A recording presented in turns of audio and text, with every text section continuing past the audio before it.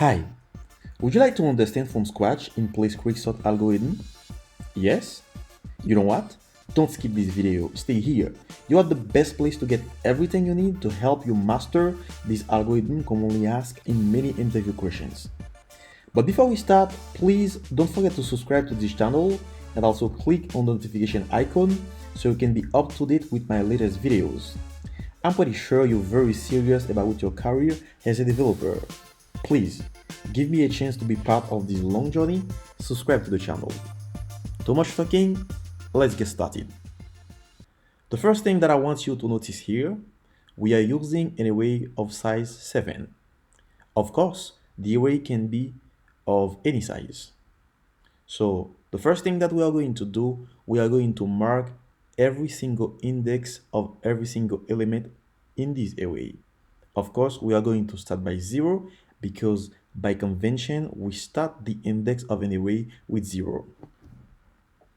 Here we have 0, 1, 2, 3, 4, 5, 6.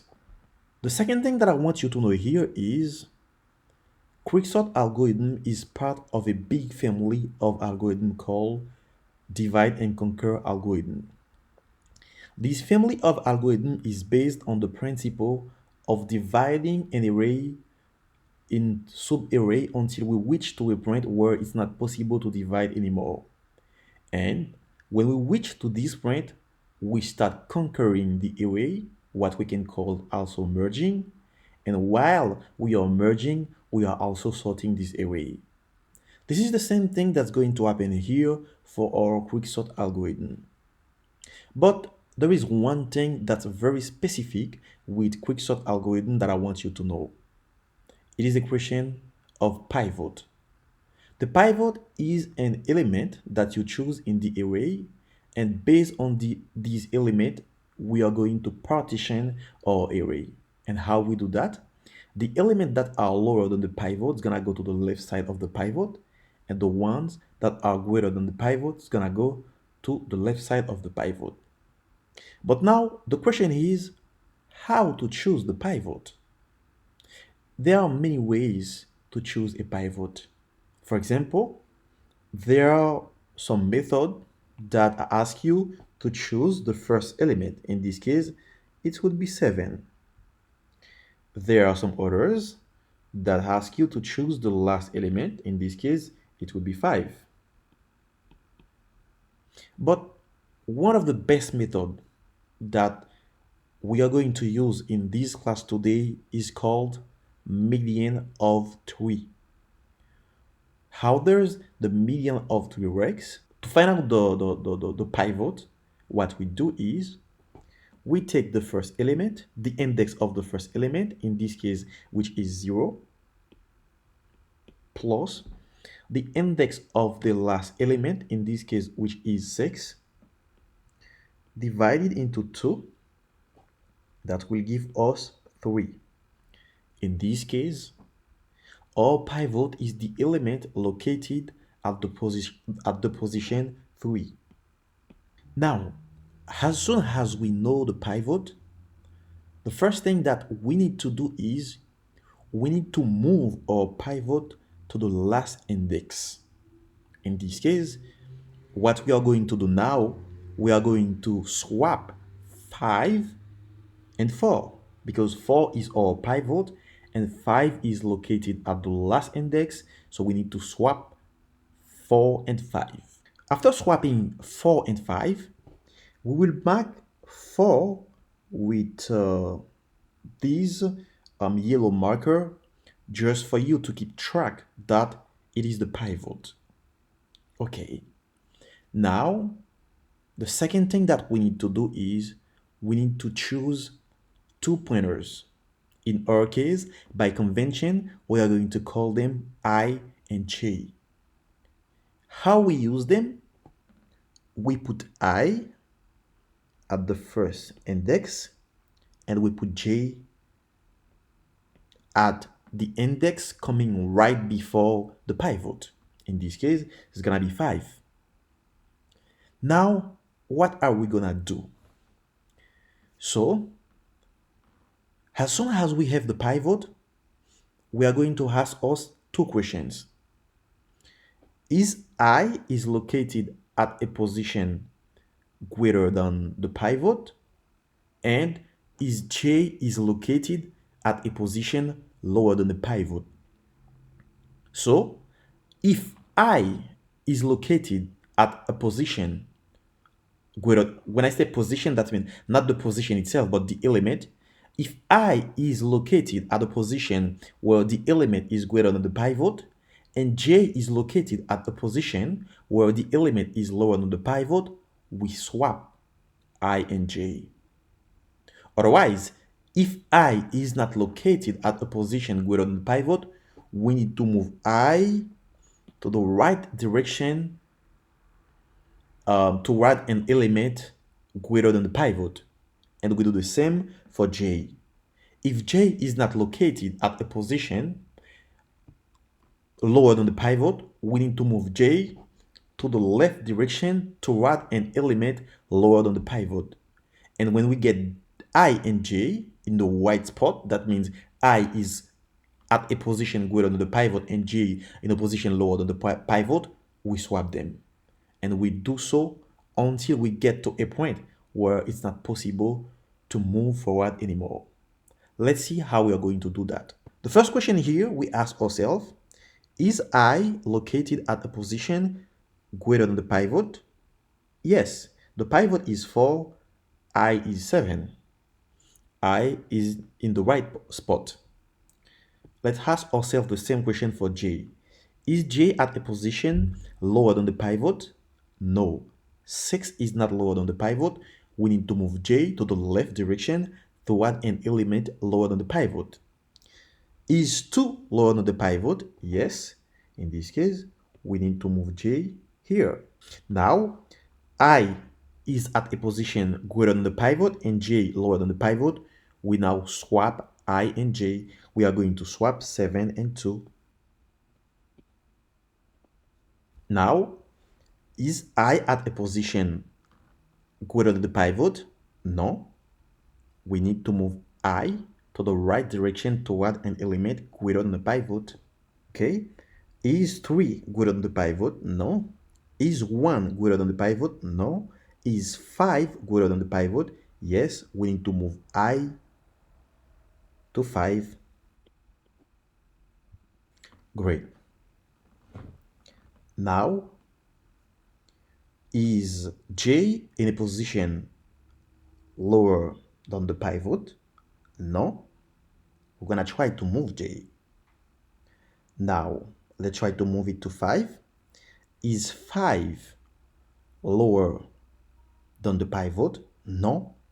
It's not possible to move J anymore.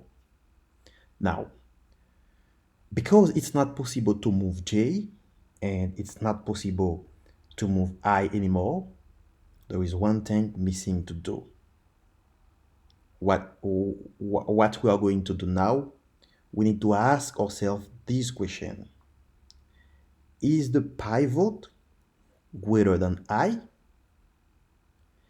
If the pivot is greater than I, the pivot is going to stay where it is. But if the pivot is lower than I, we need to swap the pivot and I. Now the pivot is 4 and I is 5. I is greater than the pivot. In this case, we need to swap the pivot and I. In this case, we're going to swap 4 and 5. As you can see here, I write 4 with a yellow marker. Meanwhile, I write 5 with a black marker. The reason is because as soon as you are done, the pivot should be located at the final correct position. Actually, the 4 that is my pivot is at the correct final position. We will not move the 4 anymore. It will be here until we completed the array. And for this reason, I mark it with a yellow marker. So as soon as you see that we mark something with a yellow marker, that means we are done with this element. We are not going to touch it anymore. Now, as you can see here, our array is divided into two sub-arrays. Let me show you. This is our first sub-array.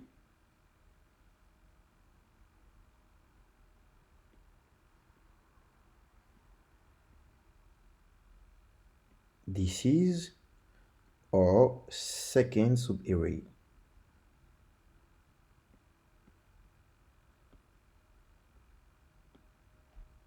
Correct.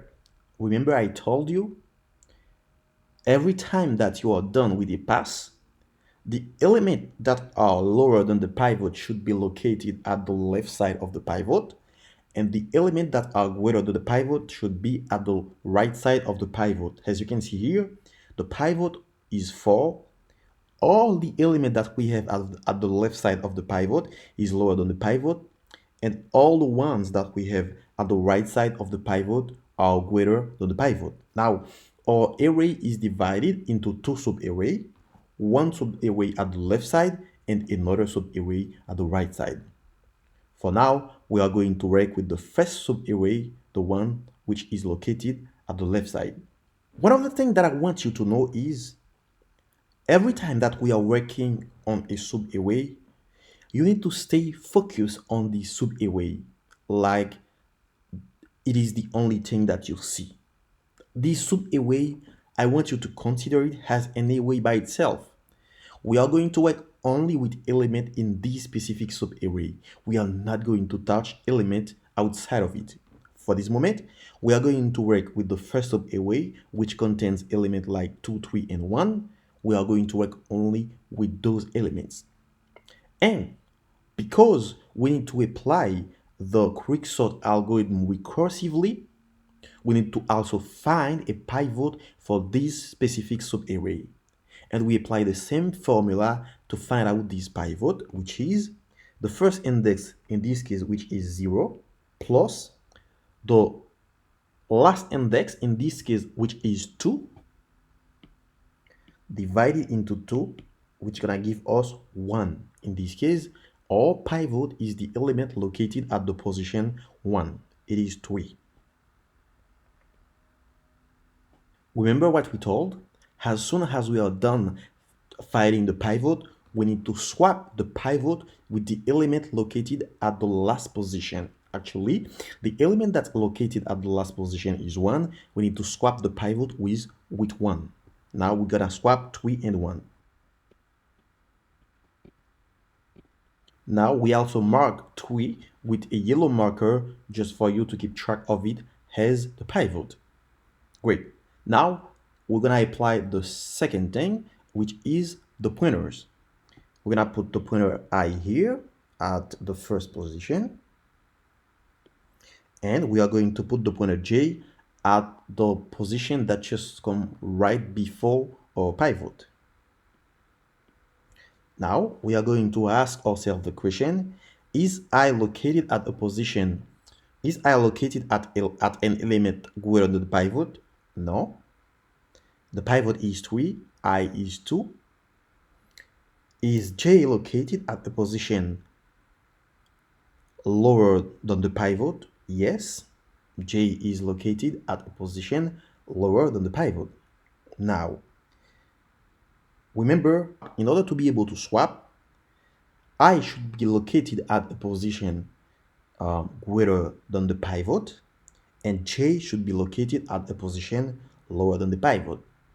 Now, because I is not located at a position greater than the pivot, it is not possible to swap anymore. That means we stop here. Now, as soon as we stop here, the first question that we need to ask ourselves is I greater than the pivot? If I, remember, if I is greater than the pivot, we swap I with the pivot. Otherwise, we let the pivot where it is. Now, is I greater than the pivot? No, I is not greater than the pivot, that means the pivot is gonna stay here where it's located, and the pivot actually is in final position. That means because it is in its final position, we need to mark it with a with a yellow marker just for you to keep track of it as in the final sorted position.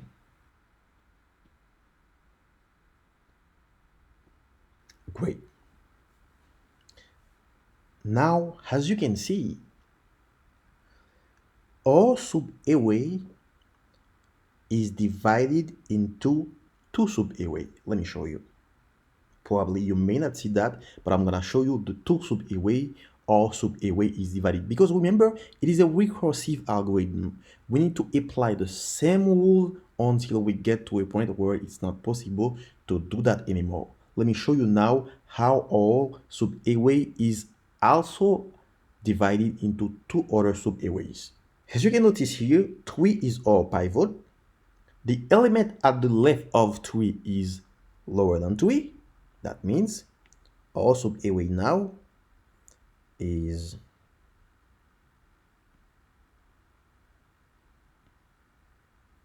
the element located at the left of the pivot, and the element located at the right of the pivot. Now, remember, in this sub-array itself, remember, in this sub-array, we have only 3 elements. We have element 2, 1, and 3. That means our sub-array is divided into two sub-array, but the sub-array at the right side is empty. In this case, because it is empty, we are not going to work with it. We are going to work only with the sub-array that's located at the left side. Now we are going to work with the sub-array which contain element 2 and 1. And we are going to apply the same rule. What is the first rule? The first rule is to find out a pivot. This is the same formula. The formula is first index, which is 0, plus last index, which is 1, divided into 2. It's going to give us 0.5. We are only interested in the integer position, which is 0. We are not going to round it. We're going to take only the integer position. Now, 0 is the position of our pivot, which means 2 is our pivot. We need to mark our pivot. This is our pivot. But remember, as I told you, when you find the pivot, you need to swap the pivot with the last position, with the last element in this array. Now, the last element in our sub-array is 1. We need to swap 2 and 1. We also mark 2 with a yellow marker just to show you that it is our pivot. Now, the second thing that we need to do, we need to come with the pointer I and j. Now, our pointer I should be at the first index, which is 0. The pointer j should be at the index coming right before the pivot. That means 0 also. Now, because I and j is located at the same position, it's not possible to move them anymore. They are stuck here. Now, because they are stuck here, we need to ask us the question. Is the pivot greater than I?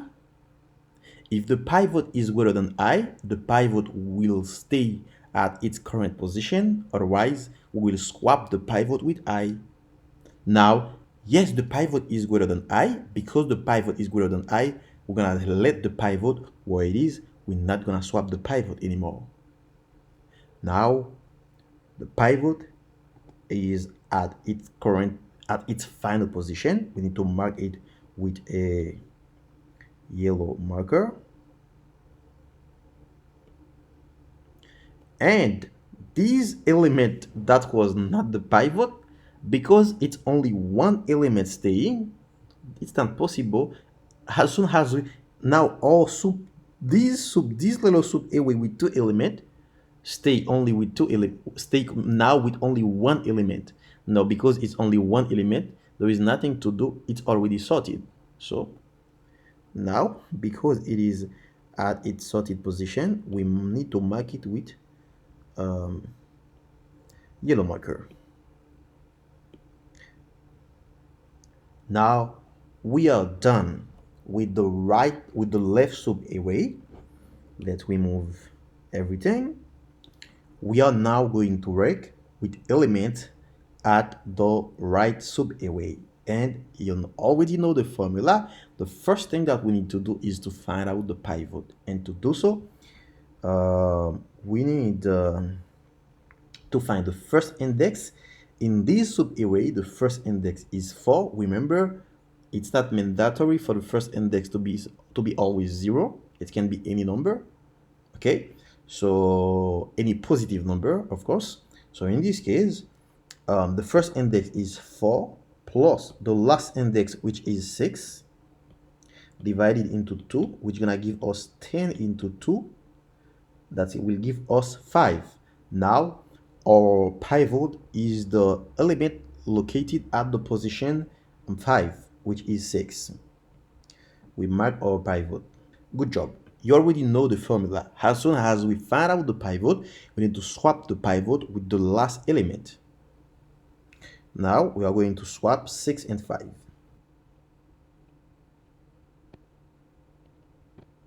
We mark 6 just to show you that this is the pivot here. Now the second thing that we do, we mark the pointers. The first pointer E here, the last pointer, the J pointer, is gonna be here. Okay, we ask ourselves the question, is I located at a position greater than the pivot? Yes, 7 is greater than the pivot. Is J located at a position lower than the pivot? Yes, 5 is lower than the pivot. If yes, we need to swap them. Now we are going to swap 7 and 5. Is I located at a position greater than the pivot? No, I is not located at a position greater than the pivot, so we need to move I to the right direction to add an element that is greater than the pivot. In this case, we are going to move I here because 7 is greater than the pivot. Now, is J in a position lower than the pivot? No, J is not in a position lower than the pivot. We need to move J, but is it possible to move J anymore? No, it's not possible, because if we move J, we're gonna cross I, or I cannot cross J, J cannot cross I. Of course, they can be in the same position, but they cannot cross each other. In this case, they stuck here. Now, I is at position at 7, at element 7, and J is at element 7. Now, we need to ask ourselves the question, is the pivot greater than I? Remember, if the pivot is greater than I, the pivot is gonna stay where it is. Otherwise, we're gonna swap the pivot with I. No, the pivot is not greater than I. Now, because the pivot is not greater than I, we need to swap the pivot with I. 6 is gonna be swapped with 7. As you can see, we mark 6 with a yellow marker just to say that 6 is at its current position, and we mark the others with a right marker because actually we don't know yet if they are at their current position. Now, as we can see here, our subarray is divided into two subarrays. Let me show you. We have our first subarray here, which contain only one element, which is 5. And we have our second subarray here, which contain only one element, which is 7. Now, we are going to work with every single subarray to sort them. Remember the rule? An array which contains only one element, this element is in sorted order. That means, because every single Subarray contains only one element, so they are in sorted order. There is no reason to touch them anymore. So let's just switch the color to yellow just to say that they are in current spot, current position. Let's do that.